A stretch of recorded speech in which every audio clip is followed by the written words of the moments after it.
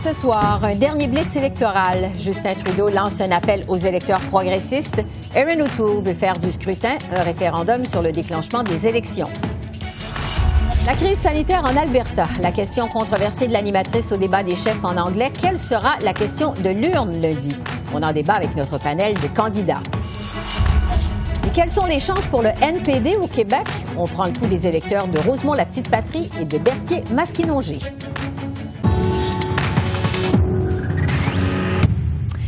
Bonsoir, Mesdames, Messieurs. À 3 jours de l'élection, les chefs en campagne ont multiplié les attaques et les appels au vote. À London, en Ontario, le chef conservateur a déclaré que les Canadiens sont en colère et qu'il les comprend.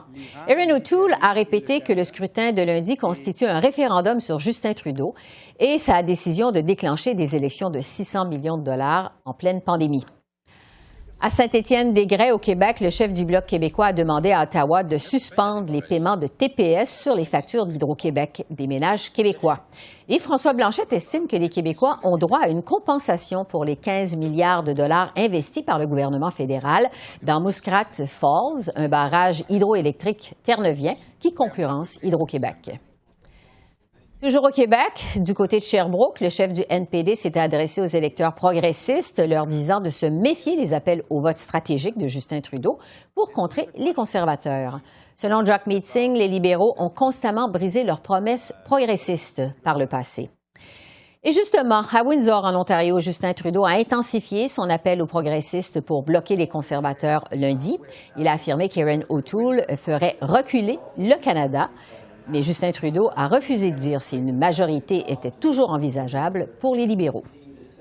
Moi, je suis en train de rappeler à ceux qui penseraient à voter pour le Parti vert ou le Bloc ou le NPD que nous avons le meilleur plan pour lutter pour leurs priorités, que ce soit les changements climatiques, que ce soit plus d'aide aux femmes et aux familles, que ce soit pour la réconciliation autochtone. Donc, l'appel au vote progressiste, la crise sanitaire en Alberta qui s'invite dans cette fin de campagne électorale. Il y a aussi la question tendancieuse de la modératrice lors du débat des chefs en anglais de la semaine dernière. Qu'est-ce que ça va être finalement la question de l'urne lundi? Ce sera notre premier sujet de discussion avec notre panel de candidats. Pour les libéraux, Greg Fergus, pour les conservateurs, Luc Berthold, pour le Bloc québécois, Jean-Denis Garon et pour le NPD, Nima Machouf. Alors, bonsoir à vous quatre. C'est un plaisir de vous retrouver. Bonsoir tout le monde. Bon, d'abord sur justement l'effet de la crise sanitaire en Alberta, est-ce que finalement la question de l'urne lundi, ça va porter sur la gestion de la pandémie et les suites qu'on veut y donner, comme le souhaitait justement au départ Justin Trudeau, ou si ça va porter sur autre chose? Nima, je vais commencer avec vous. Vous êtes l'épidémiologiste du groupe. Qu'est-ce que vous en pensez?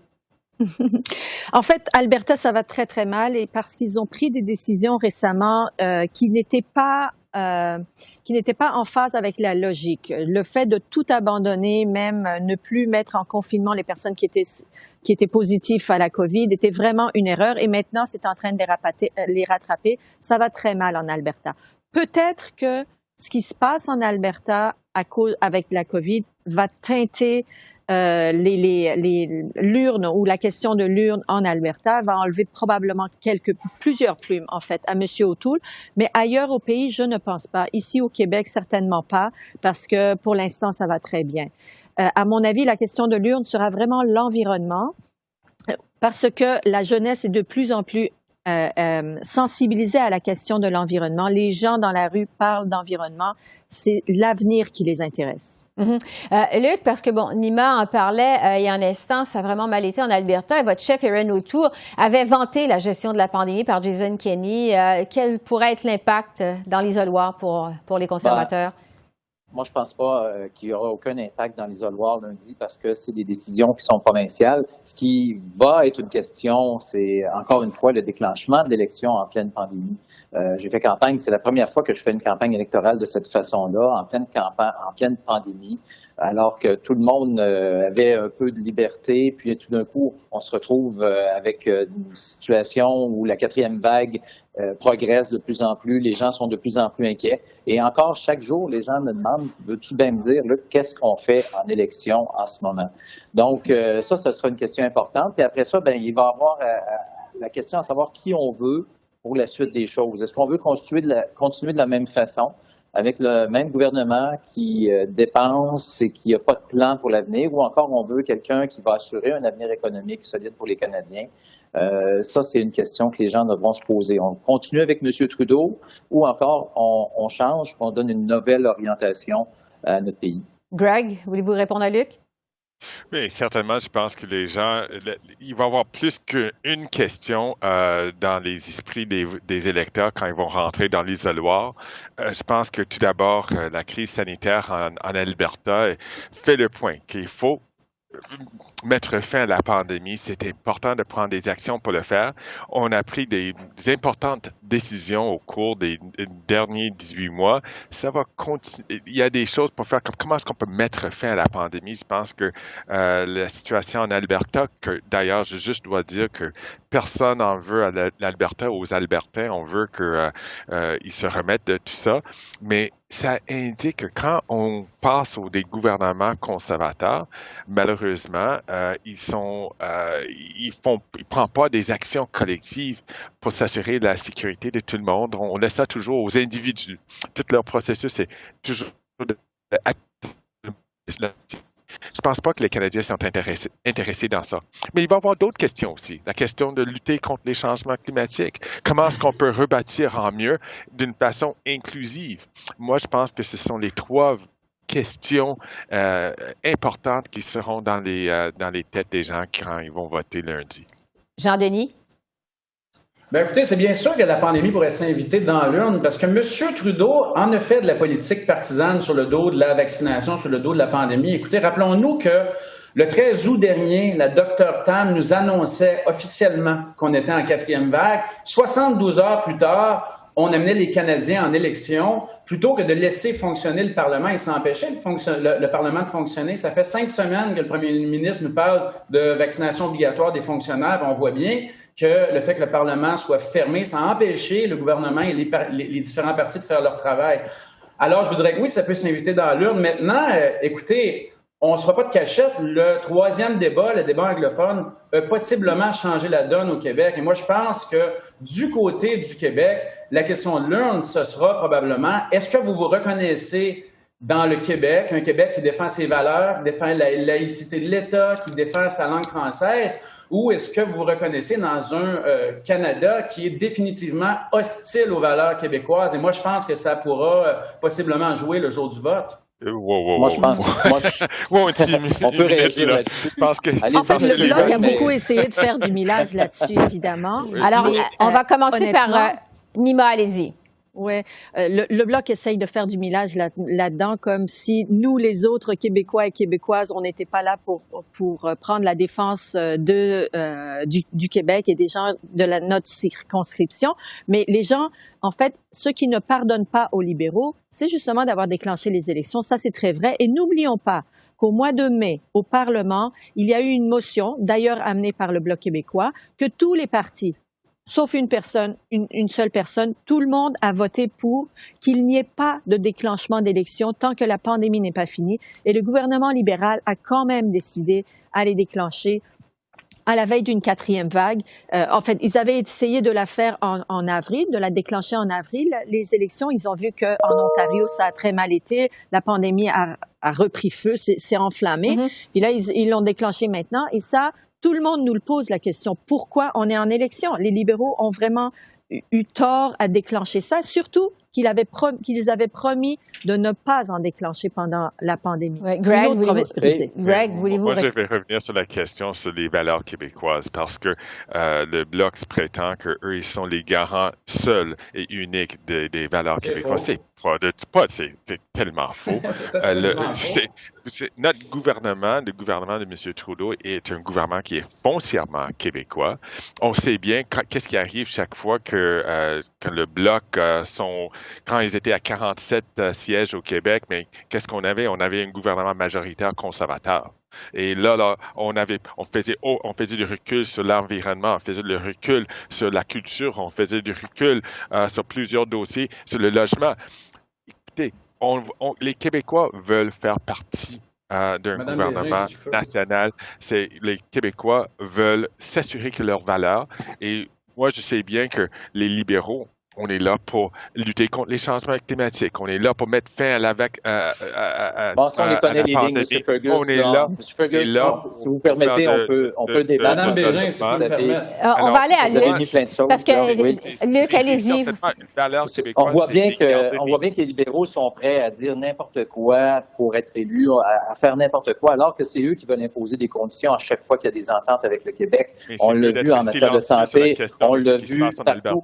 Et je l'ai écouté tout à l'heure. M. Trudeau lui-même a déclaré en juillet que la lutte de l'Alberta contre la COVID-19 avait, et je le cite, d'excellents résultats. Mais là, tout d'un coup, faut plus citer M. Kenney. Il faut faire attention avec les libéraux parce qu'ils sont prêts à dire n'importe quoi quand c'est le temps de parler. Et pourquoi est-ce qu'on n'a plus les mises à jour quotidiennes du Dr Tam depuis le début de l'élection?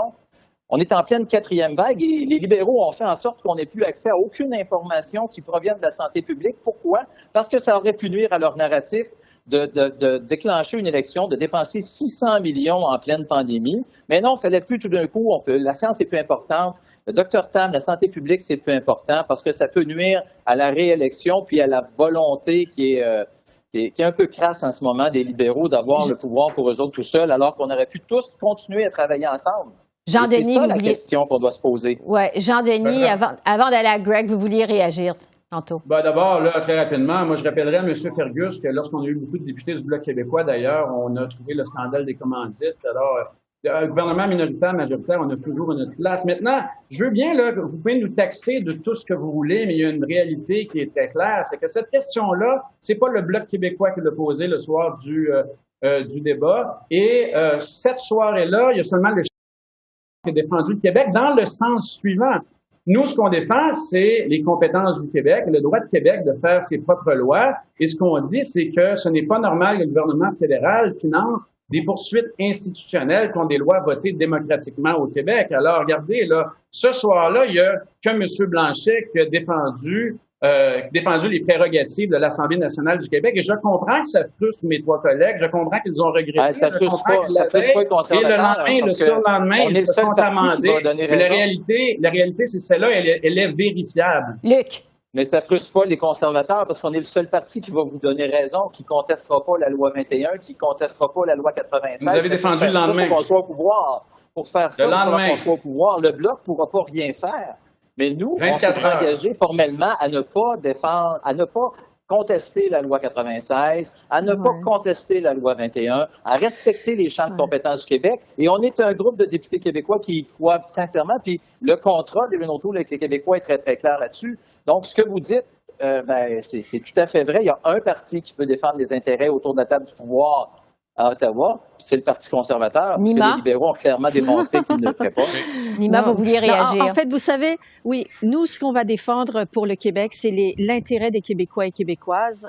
Et par exemple, pas juste parce que ça se passe au Québec qu'on va prendre position pour. Mettons le troisième lien, parce que ça se passe au Québec, le Bloc québécois, il est pour. Nous, on est contre parce que, et on dit que le gouvernement fédéral ne devrait pas avancer de l'argent pour quelque chose qui est foncièrement contre les valeurs environnementales et il faudrait pas aller de l'avant, que ce soit au Québec ou ailleurs. Quand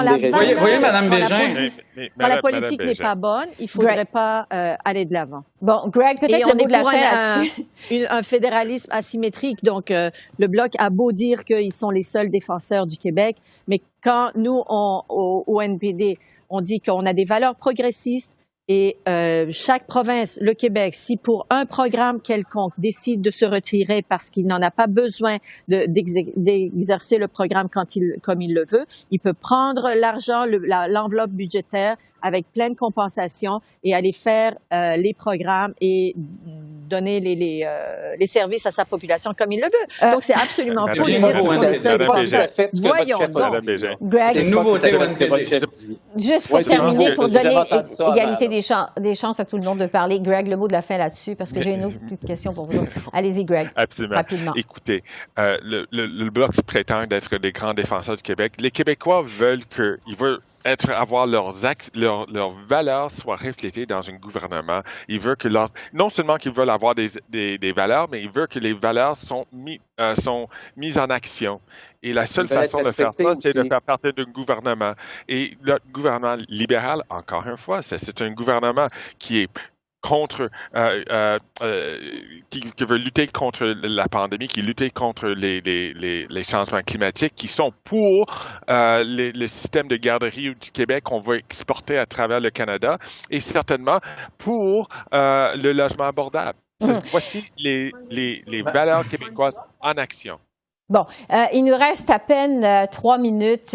C'est la dernière fois qu'on se parle avant la fin de la campagne électorale. Je vais vous demander peut-être une question, je dirais, un peu plus personnelle ou plus humaine sur votre engagement en politique. Bon, c'est pas évident aujourd'hui de faire de la politique quand même. C'est très exigeant. C'est pas toujours valorisant non plus. On est à 3 jours de cette élection, je dirais, historique parce qu'elle se déroule en pleine pandémie.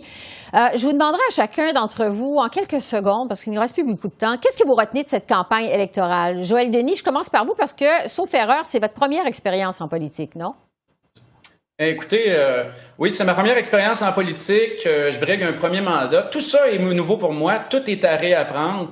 Et je vous dirais que ce qui m'a impressionné, c'est le sens civique des gens. Vous savez, on le dit, mais c'est vrai, au début de la pandémie, là, les gens ne voulaient pas d'élection. On commençait la 4e vague, on commençait la rentrée scolaire, on finissait les vacances. Et moi, j'ai réussi à avoir des discussions constructive sur le contenu, sur l'économie, sur l'environnement, sur la langue française, sur nos aînés, sur les plateformes.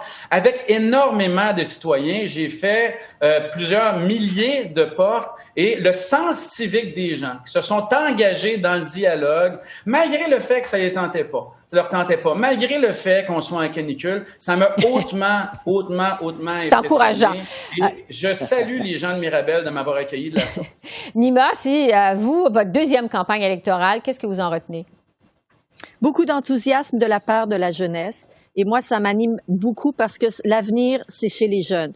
Et c'est pour ça que les jeunes, quand ils regardent notre plan ou notre plateforme électorale, ils voient que les valeurs qu'on prône, le partage de la richesse, la défense de l'environnement, les rejoint énormément. Chez les 18-34 ans, on est largement en avance. Et même, moi, quand je me promène dans la rue, c'est super le fun de voir que même des enfants me voient et disent, nous, toute la famille, on va voter pour vous. Puis les enfants amènent leurs copains, puis essayent de leur dire, vous aussi, vous devez dire à vos familles de voter pour Nima.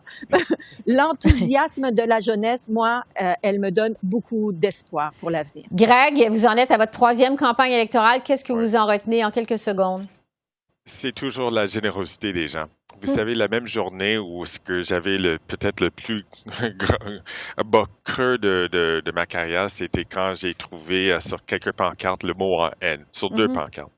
Mais cette même journée-là, j'ai cogné à la porte d'une dame d'un certain âge, voire 88 ans, et elle est sortie, elle a failli me donner un câlin, et puis elle a partagé ses expériences, son vécu, sa générosité, et qui pour moi, ça, c'est la générosité de tous les Québécois. Ouais. Et pour moi, ça, c'est la chose que je vais toujours me retenir, c'est la générosité des gens.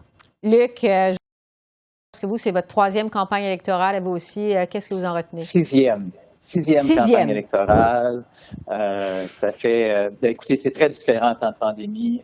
Les gens, on peut pas les voir dans les rassemblements comme on le faisait avant. On peut pas les voir dans les soirées. Donc, l'échange est beaucoup plus personnel, un à un, à chaque fois qu'on a l'occasion de rencontrer. Et je peux vous dire une chose, c'est que les gens avaient le goût de parler. Même si à chaque fois, ils nous disaient qu'ils n'en voulaient pas d'élection, ça prenait au moins 30 minutes pour nous dire qu'ils ne voulaient pas d'élection, pourquoi ils ne voulaient pas d'élection, puis tout ça. Puis à quel point ça leur faisait du bien de jaser, puis de parler d'eux, puis de ce qu'ils attendaient. Des visites d'entreprise qui habituellement prenaient 45 minutes, prenaient 1h30, 2 heures cette fois, parce que les gens partout arrêtaient et venaient nous parler. Et on a constaté, j'écoutais Nima tout à l'heure, que la réalité entre les villes et les campagnes sont différentes, parce que chez nous, c'est plus les conservateurs qui les gens disaient, encourageaient à aller voter. J'ai senti aussi, puis ça c'est le côté négatif, d'avoir une élection en pandémie, beaucoup d'amertume, beaucoup de colère chez certains citoyens que j'avais pas vu auparavant. Et ça, c'est dommage, parce que chaque personne qui se présente en politique le fait, selon moi, pour les bonnes raisons. Ouais. On n'a pas tous les mêmes valeurs, on ne défend pas tous le même programme politique. Non, on le fait parce qu'on a le goût de faire quelque chose pour améliorer notre pays. Et malheureusement, ce vent le négatif qu'on a eu dans cette campagne en pandémie, ça m'a marqué beaucoup. J'avais pas vécu ça auparavant. Puis, c'est quelque chose qui va rester dans l'analyse de la campagne. C'est toujours un problème, le cynisme, la lutte contre le cynisme. Luc, Nima, Jean-Denis, Greg, merci beaucoup pour votre fidélité pendant cette campagne électorale. Merci d'avoir été avec nous à tous les vendredis. Ça a été un plaisir pour moi. Je vous souhaite une bonne fin de campagne électorale et je vous dis à bientôt. Merci. Merci beaucoup, Merci Esther. Bye-bye. Bon succès à mes collègues. Quel sort les Québécois vont-ils réserver au NPD lundi soir, alors que le parti avait été pratiquement rayé de la carte électorale en 2019? 2 circonscriptions seront plus particulièrement surveillées, celle de Rosemont-la-Petite-Patrie dans la région métropolitaine, où Alexandre Boulris est le seul à avoir survécu à la débandade néo-démocrate il y a 2 ans. Le NPD mise aussi beaucoup sur Berthier-Maskinongé dans la Naudière, où celle qui fut une vedette néo-démocrate, Ruth-Hélène Brosseau, a décidé de tenter sa chance à nouveau cette année. Alors, je retrouve Catherine Lafrance pour en discuter. Bonsoir, Catherine. Bonsoir, Esther. Bon, vous avez justement sillonné ces 2 circonscriptions où on va surveiller de très près ce qui va se passer lundi soir. À quoi on peut s'attendre? Oui. Dans Rosemont, c'est évident que, vous l'avez dit, Alexandre Boulris, c'est un peu le dernier survivant de la vague orange au Québec de 2011. Bon. Alors, le parti compte énormément sur lui. C'est le seul représentant du NPD au Québec. Il est connu dans la circonscription. Il est aimé également. Les gens lui parlent. Les gens le connaissent très, très, très bien. Ils connaissent ce qu'il a fait pour la circonscription.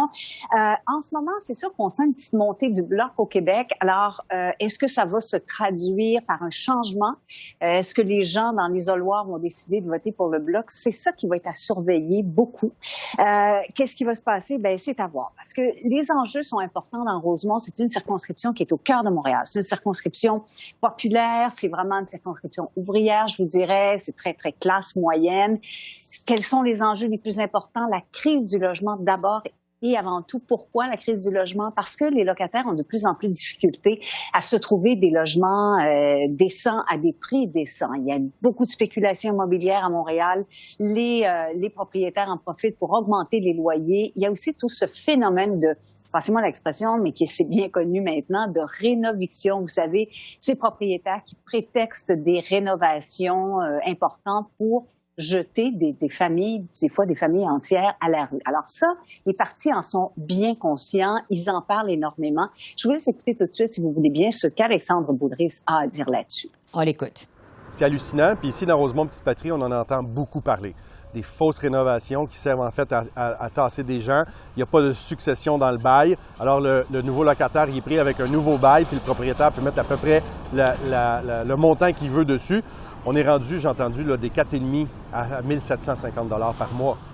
Alors, dans Berthier-Maskinongé, vous l'avez dit, on retrouve la candidate Ruth-Hélène Brosseau. Alors, elle est tardée, vous savez, à faire l'annonce de sa candidature. Elle est arrivée dans cette campagne 2 semaines après le début, mais quand même, les gens en parlent énormément dans cette circonscription. Elle n'a pas été élue en 2019. Mais c'est tout comme, parce que les gens en parlent comme si elle était encore au pouvoir. Ce qu'ils disent, c'est que c'est une véritable histoire d'amour entre eux et elle, finalement, et on le sent dans la circonscription. Écoutez, quand on la voit se promener dans les rues, les gens l'accostent, les gens lui parlent. C'est un espèce de phénomène dans cette circonscription-là. Comment ça va se traduire dans l'isoloir? Ça, c'est à voir. La voici, justement. Qu'est-ce qui vous a décidé à revenir cette année? Mais depuis la défaite en 2019, je travaille sur la ferme. C'est une entreprise agricole, un élevage de grand gibier. On fait la mise en marché, on a une boucherie. Pour moi, les défis sont grands.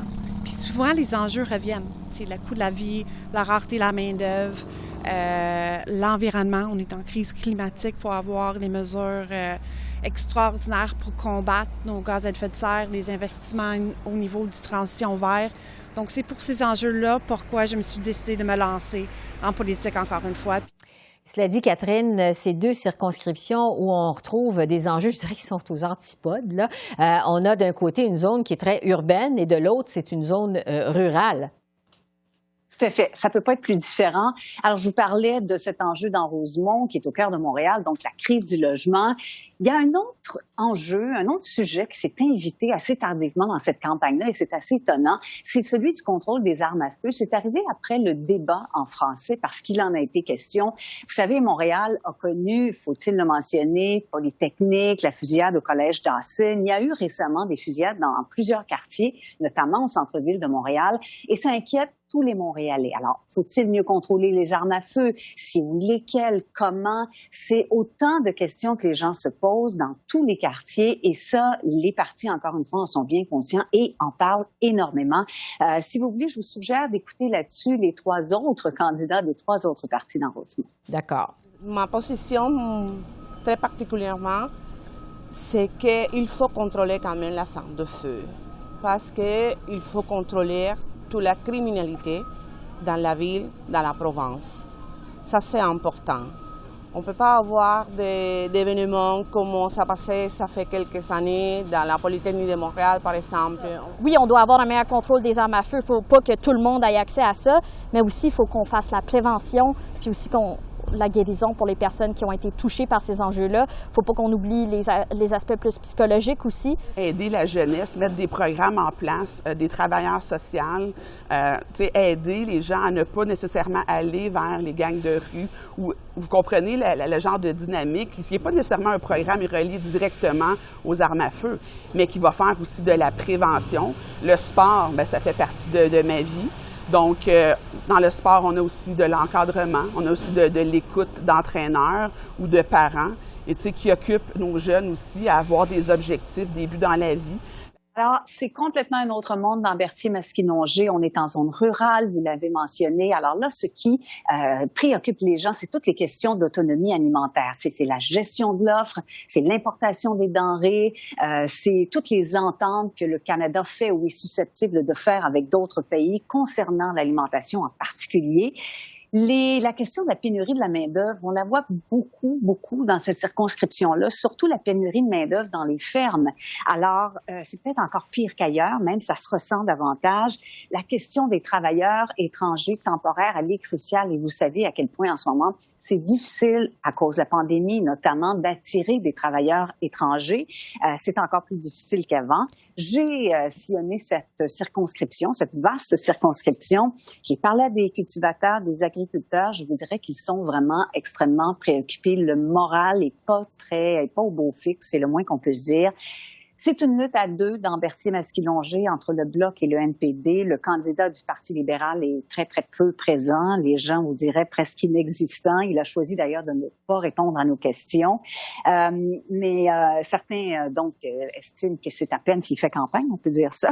Si vous le voulez bien, écoutons les candidats, justement, du Bloc québécois et du Parti conservateur cette fois. Il faut aussi augmenter la capacité de transformation régionale. Comment ça se fait qu'un producteur de bœuf doit transporter son animal sur des milliers de kilomètres pour le faire abattre, puis ramener les quartiers congelés dans le sens inverse? On parle de réchauffement climatique, on essaie de réduire les transports. Il y a un non-sens là-dedans qui est complètement absurde. Ça va être très important de garder notre autonomie alimentaire. On ne devrait pas aller chercher des légumes, des fruits de l'extérieur. On devrait produire nos fruits, nos légumes ici au Canada. Oui, toute l'année. Ça, ici, c'est facile d'installer des serres qui pourraient fonctionner 4 saisons. En tout cas, Catherine, s'il y a un point en commun entre les 2 circonscriptions, c'est que dans les 2 endroits, on risque de voter pour le candidat plutôt que pour le parti, hein? Effectivement, et c'est assez rare dans une élection fédérale, mais là, ça semble vraiment être le cas. C'est lié à la personnalité des candidats, c'est lié à leur histoire, surtout. On connaît celle de Ruth Hélène Brosseau. Son arrivée en politique a été assez spectaculaire. Les gens s'en souviennent très bien. Alors, c'est effectivement, vous l'avez dit, ce que ces 2 circonscriptions ont en commun. Alors, le portrait de la situation lundi soir. Merci beaucoup, Catherine. Je vous en prie. Alors voilà, c'était notre dernière émission de l'Essentiel avant le jour du scrutin lundi. Merci d'abord de nous avoir suivis. CEPAC vous prépare une couverture complète pour la journée de l'élection. Nous serons en ondes à compter de 10 heures le matin, mais vous pourrez bien sûr tout suivre du dépouillement des résultats en soirée également. Je vous donne donc rendez-vous lundi pour notre segment francophone entre 14h et 15h, heure de l'Est. D'ici là, portez-vous bien. Je vous souhaite un excellent week-end et je vous encourage aussi à exercer votre devoir de citoyen et à aller voter lundi. Merci et au revoir.